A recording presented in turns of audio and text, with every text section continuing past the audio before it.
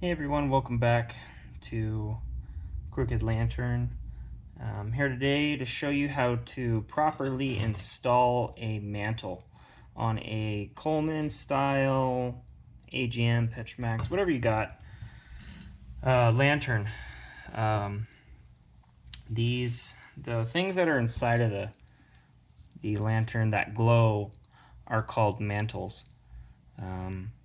They're made out of a cloth material, and they contain some sort of radioactive ingredient. I can't recall off the top of my head. However, they're not dangerous to handle.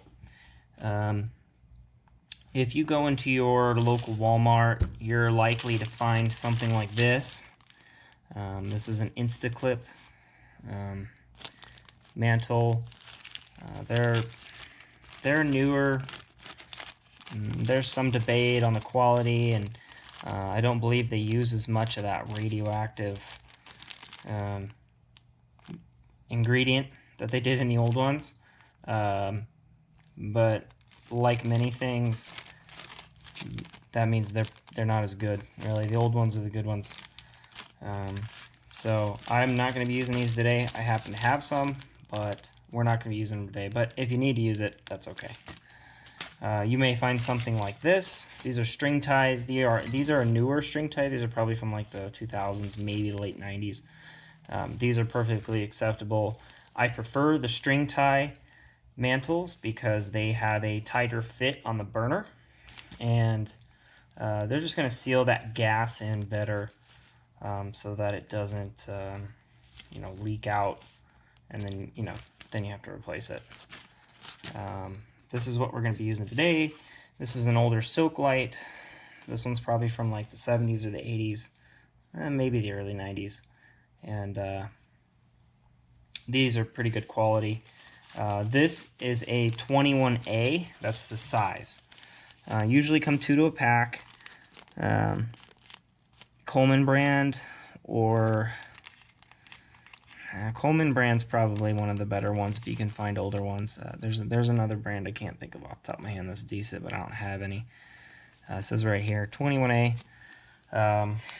These will fit on all the double mantles, all the single mantles. The single mantles, they can use a different size that's better. If you go onto the forums, you can get like the size I think is 99, and there's another one, but these will do just fine. So this is what we're going to be using today, and I'm going to go ahead and show you how to get this mantle on your lantern and light it up properly. Alright, so the first thing you're going to need to do is remove the vent, the vent nut, the vent, and the globe, so that you can access the burner area to attach this mantle. So we're going to go ahead and do that.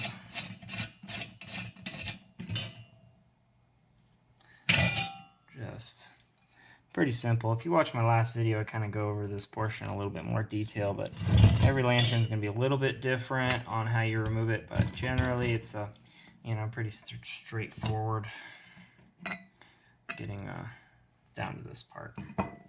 So we've got the burner cap exposed, which is this part right here. You can see there's kind of like an upper rib and a lower rib. We want the string tie, to sit right in between those, and not super tight to the point where you break the strings, but tight enough to create a seal so that the flames don't climb up or escape and damage the mantle. I also put a new generator on this. If you watch my last video, I go over how to remove and install the generator. I threw another one on that I had laying around, and this one seems to run better. We're going to see how good it runs when I get this mantle installed, because that really shows the quality. First thing you do take your mantle and be kind of gentle. These are kind of fragile. They're even more fragile after they're lit. Before they're lit, you can manipulate them a little bit, but just, you know, be gentle, because they will rip and then they're pretty much garbage. I usually just kind of get it started down the string, get that opening a little bit smaller, and then I tie the first part of the knot. And, you know, just a basic square knot. Feed it through, start it.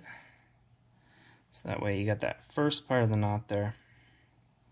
And then slip it over the burner cap. Right here, like so.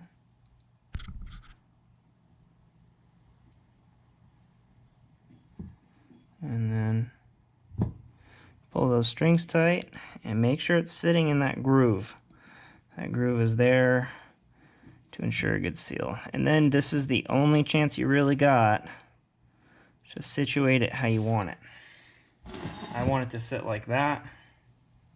It's not really going to matter after it gets burned down, but you know, it's just a matter of preference. Do the other part of that knot. Pull it nice and tight.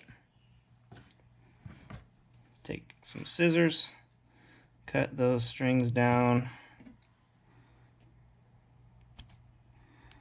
nice and short. Okay, so I've got our mantle on. Now you do the initial burn-in. Take a match. Do not use a lighter. The first gas that you want to touch this mantle is after it's lit. It is suggested by Coleman, and anybody that knows, use a match. Do not use gas. And just light that sucker on fire. Don't touch it with the match. Just let the flames climb over it. I use a long reach match because it's easier. And you want to let it, just make sure you get all of it. Both sides, up in the collar area, you know. Just make sure it's all burned in.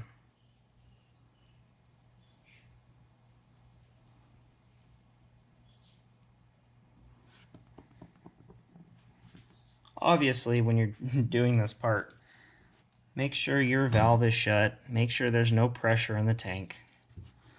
You don't want any unexpected flare-ups. So, you know, safety first.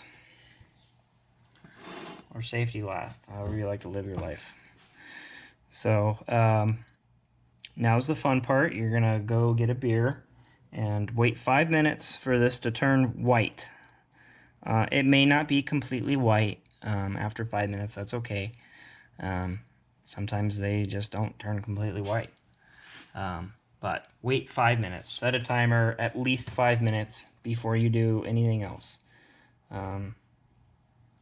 So we're just going to let that sit, and we'll come back to it. Well, it's been at least 5 minutes. You can see it's kind of got like a whitish tint to it. There's a little bit of soot on there. That's just from the match. So it's burned in. By doing the light up in this way, it's gonna have it's gonna be a stronger mantle in the long run. It's gonna last longer. So, like I kind of showed in the last video, I'm gonna spin this little tip cleaner about 5 times. Leave it pointing down. I'm gonna pump this 15 times.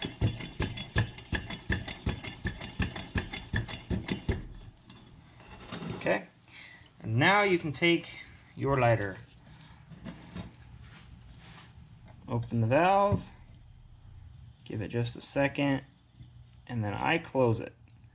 And I let that fuel kind of sit for a second, because if you know, not a lot of people use their lanterns frequently, and if you just crank that valve open and let that fuel dump, it's just going to flare up on you. So get a little bit of fuel in the generator tube here and then heat it up. It's going to push that fuel up into that tube there, into this tube, and then the vapors are going to come out like they're supposed to. It's already starting to do that. The way you can tell is the flame on your lighter actually goes down. Alright, now we've kind of got this heated up. Let's open her up. I hear the fuel moving around in there. And I can smell it. This lighter's actually dying on me, but there we go. You can start to hear the popping. I don't know if you can hear that through the camera. Once that popping noise hits, that means that that's fuel tinking up in this area. If you don't have fire on it, that fuel builds up, and when you go to light it, it's going to be a fireball. So right now we've got fuel heating up that generator. I haven't even opened the valve all the way yet. Once I start to see that it's getting a better glow, I'll start to open that fuel valve. There we go. This generator's kind of having a hard time, but it was used, but it was better than the other one that I had. I didn't really bother to buy a new one.